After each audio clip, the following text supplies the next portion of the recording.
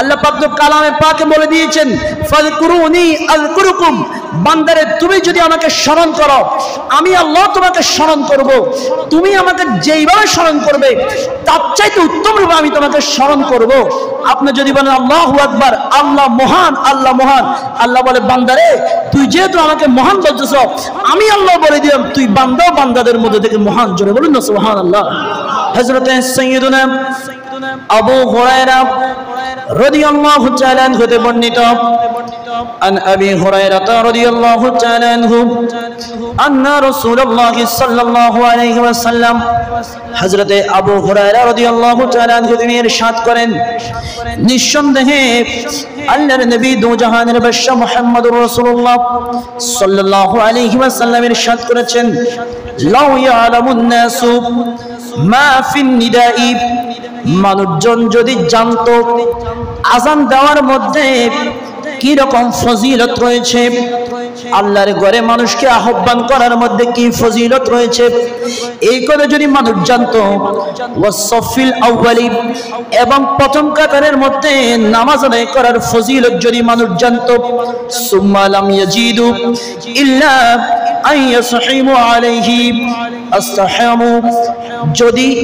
এই প্রথম কাতারের নামাজ আদায় করা এবং আযান দেওয়াটা লটারি করা ব্যতীত সম্ভব হতো না, তাহলে মানুষ লটারি করে হলো তাড়াতাড়ি করে হলো আযান দেওয়ার জন্য এবং প্রথম কাতারের নামাজ আদায় করার জন্য প্রতিযোগিতা করতে। জোরে বলুন সুবহানাল্লাহ। মুয়াজ্জিনের সাথে কমিটির লোকজন, এলাকাবাসী অনেক খারাপ আচরণ করে, এই হুজুর এখানের মধ্যে ময়লা কেন, ফ্যান চালান না কেন, কিরে বাইরে সুইচও আছে, সব আছে, ফ্যান তো আর এটা তুমি ঘুরে ঘুরে চালাইবে না, সুইচটা দিলে তো চলতেছে, ঠিক কিনা? মসজিদে একটা ময়লা দেখেছেন, মসজিদে কি হুজুর দায়িত্ব পরিষ্কার করবে? শুধু আপনি পরিষ্কার করলে কি কবিরা গুনাহ হবে? আপনি মসজিদে এসে হুজুরকে অর্ডার দিচ্ছেন, এই মুয়াজ্জিন এদিকে আসো, তোমাকে বেতন দিকে এমনি, এই মসজিদের মধ্যে ময়লা কেন? ইন্নাল্লাহা ওয়া মালাইকাতাহু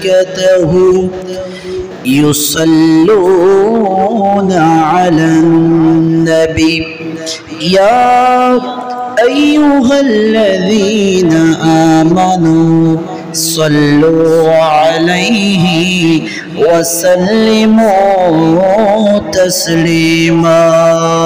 আল্লাহুম্মা সাল্লি আলা মাওলানা মুহাম্মদ ওয়া আলা আলি সাইয়্যিদিনা। আপনারা একটু সামনের কাতারে বসেন, সবাই সামনের কাতারে আসেন।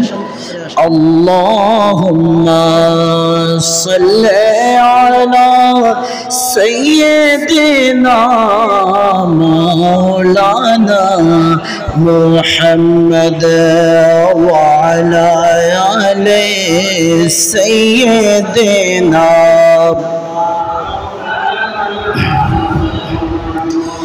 নবী গো আপনার ভালোবাসায়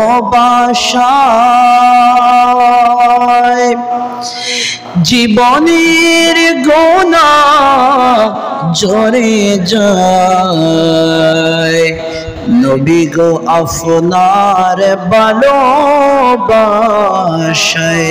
ওয়াইসাল করনি জুব্বা পায়। আল্লাহুম্মা সাল্লি আলা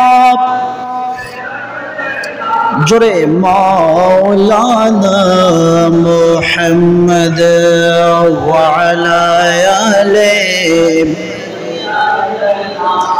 मौलाना तू जिंदा है वल्लाह, तू जिंदा है वल्लाह, मेरे चश्मे आलम से चुप जाने वाले। अल्लाहुम्मा सल्ली अला مولانا محمد وعلى آل سيدنا سبحان الله والحمد لله لا إله إلا الله سبحان الله والحمد لله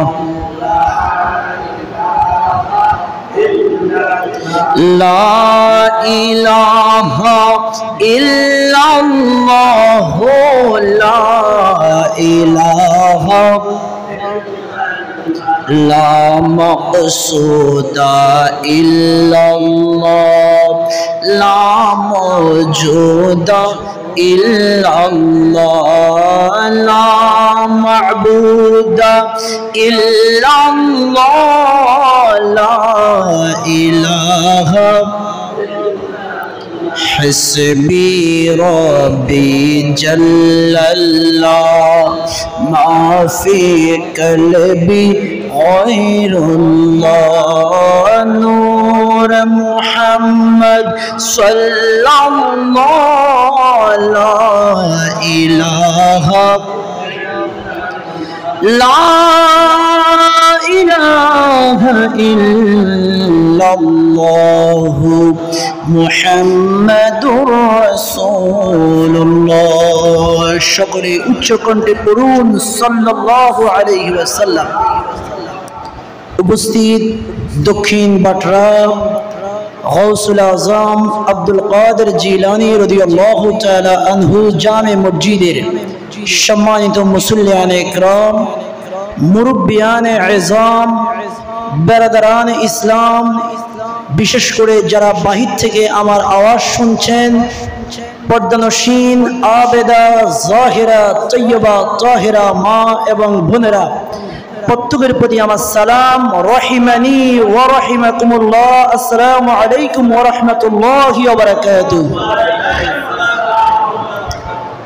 আল্লাহ রাব্বুল আলামিনের দরবারে লক্ষ কোটি শুকরিয়া আদায় করি, যেই মহান রব্বে করিম আমাদেরকে দয়া করে মায়া করে আজকে প্রাকৃতিকভাবে মেঘাচ্ছন্ন দেশ, বৃষ্টিও সকাল থেকে কয়েক দফায় হয়েছে, কিন্তু এর মধ্যে আল্লাহ পাক আমাদেরকে চাইলে অনেক মানুষ এখনো জুমার নামাজের জন্য গোসলও করতে পারে নাই, অনেক মানুষ মসজিদে আসা তো দূরের কথা এখনো প্রস্তুতিও নিতে পারে নাই, কিন্তু আল্লাহ পাক আমাদেরকে সপ্তাহের শ্রেষ্ঠ দিন জুমার দিন এরকম একটা ফজিলতপূর্ণ জিলহজ মাসের তৃতীয় জুমায় আল্লাহর ঘর মসজিদে আসার এবং বসার তৌফিক দিয়েছে। এজন্য শুকরিয়া আদায় করি। সকলে উচ্চ কণ্ঠে একবার বলি আলহামদুলিল্লাহ, আর উচ্চ কণ্ঠে বলি আলহামদুলিল্লাহ। সম্মানিত মুসল্লিয়ানে ইকরাম, আজকে আমি আপনাদের সম্মুখে যেই বিষয়টি নিয়ে আলোচনা করব সেই বিষয়টি হচ্ছে নামাজের মধ্যে প্রথম কাতারে নামাজ পড়ার ফজিলত এবং জুমার দিন মসজিদে আগে আসার ফজিলত। দুইটি বিষয় আমি চেষ্টা করব সংক্ষিপ্তভাবে কিছু কথা বলার জন্য। আল্লাহ পাক আমাকে বলার এবং আপনাদেরকে শোনার মতো সেই তৌফিক দান করুক। সকলে বলুন আমিন। আল্লাহর প্রিয় নবী দু জাহানের বাদশা মুহাম্মদুর রাসূলুল্লাহ সাল্লাল্লাহু আলাইহি ওয়াসাল্লাম হাদিসে পাকের মধ্যে ইরশাদ করেছেন, যে হাদিস কেনা হযরতে আবু উমামা রাদিয়াল্লাহু তাআলা আনহু হতে বর্ণিত। তিনি বলেন, একদিন আল্লাহ রাসূল সাল্লাল্লাহু আলাইহি ওয়াসাল্লাম ইরশাদ করেছেন, নিশ্চয়ই আল্লাহ রাব্বুল আলামিন রহমত বর্ষণ করেন যারা প্রথম কাতারে নামাজ আদায় করেন ওই সমস্ত মুসল্লিদের জন্য। জোরে বলুন না সুবহানাল্লাহ। সাহাবা ইকরাম আরজ করলেন, ইয়া রাসূলুল্লাহ, ইয়া হাবিবাল্লাহ, আল্লাহ যে প্রথম কাতারের উপর রহমত বর্ষণ করেন, দ্বিতীয় কাতারের উপর রহমত বর্ষণ করেন না? তিনি আল্লাহর নবী আবার জবাব দিচ্ছেন, নিশ্চয়ই আল্লাহ রাব্বুল আলামিন রহমত বর্ষণ করেন এবং আল্লাহর অগণিত অসংখ্য রহমতের ফেরেশতারা রহমত কামনা করেন শুধুমাত্র তাদের জন্য যারা প্রথম কাতারে নামাজ আদায় করে। জোরে বলুন না সুবহানাল্লাহ। প্রথম কাতারের নামাজ আদায় করার অনেক ফজিলত আছে, কিন্তু আপনারা না বুঝার কারণে অনেক সময় মসজিদে আগে আসলে দ্বিতীয় কাতারে বসে থাকেন, দ্বিতীয় কাতারে নামাজ পড়েন। এজন্য মসজিদে আসলে সবসময় চেষ্টা করবেন প্রথম কাতারে বসার জন্য। আল্লাহ পাক আমাদেরকে বুঝার তৌফিক দান করুক, সকলে বলুন আমিন। হযরত সাইয়্যিদুনা আবু হুরায়রা রাদিয়াল্লাহু তাআলা আনহু হতে বর্ণিত, আন আবি হুরায়রা রাদিয়াল্লাহু তাআলা আনহু আন্না রাসূলুল্লাহ সাল্লাল্লাহু আলাইহি ওয়াসাল্লাম, হযরত আবু হুরায়রা রাদিয়াল্লাহু তাআলা আনহু তিনি ইরশাদ করেন, নিঃসন্দেহে আল্লাহর নবী দু জাহানের বাদশা মুহাম্মদুর রাসূলুল্লাহ সাল্লাল্লাহু আলাইহি ওয়াসাল্লাম ইরশাদ করেছেন, লাউ ইয়ালামুন নাসু মা ফিন নিদাই, মানুষজন যদি জানতো আযান দেওয়ার মধ্যে কি রকম ফজিলত রয়েছে, আল্লাহর ঘরে মানুষকে আহ্বান করার মধ্যে কি ফজিলত রয়েছে, এই কথা যদি মানুষ জানতো, ওয়াসফিল আউয়ালি, এবং প্রথম কাতারের মধ্যে নামাজ আদায় করার ফজিলত যদি মানুষ জানতো, সুম্মা লাম ইয়াজিদু ইল্লা আন ইয়াসহিমু আলাইহি আস্তাহামু, যদি এই প্রথম কাতারের নামাজ আদায় করা এবং আযান দেওয়াটা লটারি করা ব্যতীত সম্ভব হতো না, তাহলে মানুষ লটারি করে হলো তাড়াতাড়ি করে হলো আযান দেওয়ার জন্য এবং প্রথম কাতারে নামাজ আদায় করার জন্য প্রতিযোগিতা করতে, জোরে বলুন সুবহানাল্লাহ। কিন্তু এখন তো যে দুইটা কথা বললাম, এই দুইটা কথার একটা কথাও আমাদের মধ্যে কি পরিপূর্ণভাবে নাই। আযান দেয় অনেকে অসম্মানের মনে করে, এরকম অনেকে আছে কিনা? অনেকে মসজিদে আযান দেয়, আমি বোঝানোর জন্য বলতেছি, অনেক মসজিদের মুয়াজ্জিনকে জিজ্ঞেস করা হলে উনি শুধু মসজিদের মুয়াজ্জিন, শুধু আযান দেয়, নামাজ আরেকজনে পড়ায়, শুধু আযান দেয়। যদি জিজ্ঞেস করা হয় আপনি কি করেন, বলে আমি মসজিদের ইমাম, আমি নামাজ পড়াই, নাউজুবিল্লাহ বলেন। মানে উনি কিরকম মাপের হুজুর, উনি আল্লাহর ঘরে আযান দিচ্ছে, এই কথা বলতে ওনার মনের মধ্যে ভয় লাগতেছে যে এটা বললে মনে হয় আমার মান সম্মান হানি হবে, নাউজুবিল্লাহ বলেন। আল্লাহর নবী বলেন, না, যারা আযান দেয় এদেরকে তোমরা খাটো মনে করিও না, এদের মান সম্মান অনেক উপরে। এই আযান দেওয়ার ফজিলত যদি তোমরা জানতে এবং যদি লটারি করা ব্যতীত আযান না দেওয়া যেত, তাহলে তোমরা প্রতিযোগিতা দিয়ে হলো, লটারি দিয়ে হলো এসে আযান দিতে এবং প্রথম কাতারে বসতে, সুবহানাল্লাহ বলেন। এরপরে এটার পিছনে আরেকটা কারণ রয়েছে, কারণ হচ্ছে আমাদের সমাজের মধ্যে যিনি খতিব তিনি তো খতিব মাশাআল্লাহ অনেক বড় হুজুর, বড় হুজুর হইলেও হুজুর, আর হুজুর না হইলেও কি অটোমেটিক বড় হুজুর। যিনি পাঁচ জায়গায় নামাজ পড়ায় উনি হচ্ছে মাজ্জা হুজুর বা ছোট হুজুর, আর যিনি আযান দেয় উনি কোনো হুজুরের কাতারে নাই, উনি মুয়াজ্জিন। বলে আর এতে মুয়াজ্জিন, এতে কি জানে, এরকম অবজ্ঞা করে কিনা? অনেকে মুয়াজ্জিনদেরকে অবজ্ঞা করে না, এবং বিভিন্ন মসজিদের মধ্যে মুয়াজ্জিন রাখে, মুয়াজ্জিনের সাথে কমিটির লোকজন এলাকাবাসী অনেক খারাপ আচরণ করে। এই হুজুর এখানের মধ্যে ময়লা কেন, ফ্যান চালান না কেন, কিরে বাইরে সুইচও আছে, সব আছে, ফ্যান তো আর এটা তুমি ঘুরে ঘুরে চালাইবে না, সুইচটা দিলে তো চলতেছে, ঠিক কিনা? মসজিদে একটা ময়লা দেখেছেন, মসজিদে কি হুজুর দায়িত্ব পরিষ্কার করবে? শুধু আপনি পরিষ্কার করলে কি কবিরা গুনাহ হবে?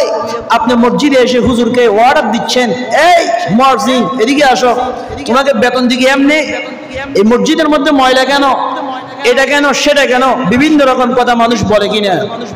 এগুলো নিহাত যারা জাহেল, একেবারে মূর্খ, তারা ইমাম মুয়াজ্জিন খতিবের সাথে খারাপ আচরণ করে, কথা বলেন ঠিক কিনা? আপনারা কি ঠিক বলতে কষ্ট হয় কেন, ঠিক কিনা বলেন? এর পরবর্তীতে, কারণ আযান এমন একটা জিনিস, যখন বান্দা বলে আল্লাহু আকবার, আল্লাহু আকবার, অর্থাৎ আল্লাহ মহান, আল্লাহ মহান। আল্লাহ পাক তো কালামে পাকে বলে দিয়েছেন, ফাযকুরুনি আযকুরুকুম, বান্দারে তুমি যদি আমাকে স্মরণ করো আমি আল্লাহ তোমাকে স্মরণ করব, তুমি আমাকে যেইভাবে স্মরণ করবে তার চাইতে উত্তম রূপে আমি তোমাকে স্মরণ করব। আপনি যদি বলেন আল্লাহু আকবার, আল্লাহ মহান, আল্লাহ মহান, আল্লাহ বলে বান্দারে তুই যেহেতু আমাকে মহান বলতেছ, আমি আল্লাহ বলে দিলাম তুই বান্দা বান্দাদের মধ্যে থেকে মহান, জোরে বলুন না সুবহানাল্লাহ। তাহলে যেই বান্দা আযান দেয় ওই বান্দা কখনো সাধারণ বান্দা হতে পারে না, বান্দাদের মধ্যে সে হচ্ছে মহান, জোরে বলুন না সুবহানাল্লাহ। এবং এই আজানের ফজিলত এবং প্রথম কাতারে যারা নামাজ আদায় করে এই ফজিলত রাসূল বলে যদি তোমরা জানতে তাহলে লটারি করে হলো তোমরা প্রথম কাতারে নামাজ আদায় করতে এবং লটারি করে হলো প্রতিযোগিতা দিয়ে হলো তোমরা আল্লাহর ঘরের মধ্যে আজান দিতে মানুষকে নামাজের জন্য আহ্বান করতে। জোরে বলুন না সুবহানাল্লাহ। শুধু তাই নয়, এর পরবর্তীতে আল্লাহর প্রিয় নবী আরেকখানা হাদিসের মধ্যে, যে হাদিসখানা ইবনে মাজাহ শরীফের মধ্যে রয়েছে 996 নম্বর হাদিস, আন ইরবাদ বিন সারিয়াতা আন্না রাসূলুল্লাহ সাল্লাল্লাহু আলাইহি ওয়াসাল্লাম কানা ইস্তাগফিরু লিস-সাফিল মুকদ্দামি সালাসান ওয়া লিস-সানি মাররাতান। আল্লাহর প্রিয় নবী দু জাহানের বাদশা মুহাম্মদুর রাসূলুল্লাহ সাল্লাল্লাহু আলাইহি ওয়াসাল্লাম তিনি সব সময় প্রথম কাতারে নামাজ আদায়কারীদের জন্য 3 বার ক্ষমা প্রার্থনা করতেন আল্লাহর দরবারে, এবং ওয়ালিসানি মাররাতান যারা দ্বিতীয় কাতারের মধ্যে নামাজ আদায় করত তাদের জন্য আল্লাহর নবী 1 বার ক্ষমা প্রার্থনা করতেন। জোরে বলুন সুবহানাল্লাহ। এজন্য প্রথম কাতারে নামাজ আদায় করা কোনো অবস্থাতে মিস করা যাবে না, এটা আপনারা সব সময় খেয়াল রাখবেন। শুধু তাই নয়, এরপরে আল্লাহর প্রিয় নবী দু জাহানের বাদশা মুহাম্মদুর রাসূলুল্লাহ সাল্লাল্লাহু আলাইহি ওয়াসাল্লাম আরেকখানা হাদিসের মধ্যে, যেই হাদিসখানা নাসাই শরীফের মধ্যে রয়েছে 646 নম্বর হাদিস, হযরতে বারা ইবনে আজিব রাদিয়াল্লাহু তাআলা আনহু হতে বর্ণিত, আন বারা ইবনে আজিব রাদিয়াল্লাহু তাআলা আনহু আন্নান নবী সাল্লাল্লাহু আলাইহি ওয়াসাল্লাম, হযরতে বারা ইবনে আজিব রাদিয়াল্লাহু তাআলা আনহু হতে বর্ণিত, তিনি বলেন আল্লাহর প্রিয় নবী দু জাহানের বাদশা মুহাম্মদুর রাসূলুল্লাহ সাল্লাল্লাহু তাআলা আলাইহি ওয়াসাল্লাম তিনি ইরশাদ করেছেন, ইন্নাল্লাহা ওয়া মালাইকাতাহু ইউসাল্লুনা আলাস সাফিল মুকদ্দামি। আল্লাহ রাব্বুল আলামিন যারা প্রথম কাতারে নামাজ আদায় করে তাদের প্রতি অনুগ্রহ করেন, এবং আল্লাহ তাআলার ফেরেশতারা প্রথম কাতারের নামাজ আদায়কারীদের জন্য আল্লাহর দরবারে রহমতের অনুগ্রহের দোয়া প্রার্থনা করতে থাকেন। জোরে বলুন সুবহানাল্লাহ। এরপর আল্লাহ নবী বলেন, ওয়াল মুআজ্জিনু ইউগফারু লাহু বিমাদ্দিস সাউতিহি, এবং মুয়াজ্জিন যখন তিনি আজান দেয়, মুয়াজ্জিনের আজানের আওয়াজ যতটুকু পর্যন্ত যায় ততদূর পর্যন্ত আল্লাহ রাব্বুল আলামিন মুয়াজ্জিনের সমস্ত গুনাহ খাতাগুলি maaf করে দেয়। জোরে বলুন সুবহানাল্লাহ। শুধু তাই নয়, ওয়া ইউসাদ্দিকুহু মান সামিয়াহু মিন রাতবিন ওয়া ইয়াবাসিন, এবং মুয়াজ্জিনের আজান যেই সমস্ত তরুলতা গাছপালা, যে সমস্ত জড় বস্তু জীব বস্তু মুয়াজ্জিনের আজান শুনতে পায়, মুয়াজ্জিনের আজানের ধ্বনি যাদের কানের মধ্যে যায়, ওই সমস্ত ব্যক্তিরা সবাই মুয়াজ্জিনকে সত্যবাদী বলে বলে সাক্ষ্য প্রদান করতে থাকে। শুধু তাই নয়, এরপরে আল্লাহর নবী বলেন, ওয়ালাহু মাসালু আজরি মিন সাল্লা মাআহু, এবং মুয়াজ্জিনের আজান শুনে যত ব্যক্তি মসজিদের মধ্যে নামাজ আদায় করবে প্রত্যেকটি ব্যক্তির নামাজের সওয়াব আল্লাহ রাব্বুল আলামিন ওই মুয়াজ্জিন তথা আল্লাহর ঘরে নামাজের জন্য আহ্বানকারীর আমলনামায় দান করবে। জোরে বলুন সুবহানাল্লাহ। এজন্য আপনারা চেষ্টা করবেন যখন সুযোগ পাবেন আজান দেওয়ার জন্য, যেহেতু নির্ধারিত হুজুর আছে তারপরে চেষ্টা করবেন যখন সুযোগ পান কি দেওয়ার জন্য, আজান দেওয়ার জন্য। অনেককে আজান দিতে বললে অনেক এরকম মুসল্লিও আছে 40 বছর 50 বছর 60 বছর পর্যন্ত নামাজ পড়ে, যদি বলে দাদারে বাবারে আজকে একটু আজান দেন, বলে আমি তো আজান দিতে পারি না। জোরে বলুন নাউজুবিল্লাহ। উনি আজান দিতে না পারলে কি নামাজ পড়ে আল্লাহ ভালো জানে। দিনের মধ্যে এতবার, প্রত্যেক দিন কমপক্ষে 5 বার উনি আজান শুনতেছে। আর আমাদের এসব অঞ্চলে তো এক মসজিদ থেকে আজান শোনা যায় না, একসাথে অন্তত 10-15-20টা মসজিদের আজান শোনা যায় কি রে, প্রত্যেক দিন আজান শুনতেছে। এরপর ওই মুরব্বী বলতেছে কি আমি আজান দিতে পারি না। এজন্য প্র্যাকটিস করবেন, ছোটবেলার থেকে ছেলেদেরকে দিয়ে আজান দেওয়াবেন মসজিদের মধ্যে, তাহলে তারা আজান মুখী হবে, নামাজ মুখী হবে। আল্লাহ পাক আমাদেরকে বুঝার তৌফিক দান করুক, সকলে বলুন আমিন। শুধু তাই নয়, এবার আসুন সংক্ষিপ্তভাবে আমি জুমার দিনের ফজিলত, জুমার দিন মসজিদে আগে আসার ফজিলত সম্পর্কে বলি। আল্লাহর প্রিয় নবী হাদিসে পাকের মধ্যে ইরশাদ করেছেন, যেই হাদিসখানা বুখারী শরীফের 881 নম্বর হাদিস, হযরতে সাইয়্যিদুনা আবু হুরায়রা রাদিয়াল্লাহু তাআলা আনহু হতে বর্ণিত, তিনি বলেন আল্লাহর প্রিয় নবী দু জাহানের বাদশা মুহাম্মদুর রাসূলুল্লাহ সাল্লাল্লাহু আলাইহি ওয়াসাল্লামের ইরশাদ করেছেন, জুমার দিন ফেরেশতারা মসজিদের দরজার মধ্যে অবস্থান করে। কোন বান্দা যদি মসজিদে প্রবেশ করে, যেই বান্দা সর্বপ্রথম মসজিদের মধ্যে প্রবেশ করে, ওই বান্দার আমলনামার মধ্যে আল্লাহ পাকের রহমতের ফেরেশতারা আল্লাহর রাস্তায় একটি উট কোরবানি করার সওয়াব প্রদান করে থাকে। জোরে বলুন সুবহানাল্লাহ। এবং দ্বিতীয়তে 2 নম্বরে যেই ব্যক্তি মসজিদের মধ্যে প্রবেশ করে ওই ব্যক্তির আমলনামার মধ্যে ওই রহমতের ফেরেশতারা আল্লাহ পাকের রাস্তায় একটি গাবি সদকা করার সওয়াব দান করে থাকে। জোরে বলুন সুবহানাল্লাহ। এবং 3 নম্বরে যেই ব্যক্তি আল্লাহর ঘর মসজিদের মধ্যে প্রবেশ করে ওই ব্যক্তির আমলনামার মধ্যে আল্লাহর রাস্তায় একটি মুরগি সদকা করার সওয়াব লিপিবদ্ধ করা হয়।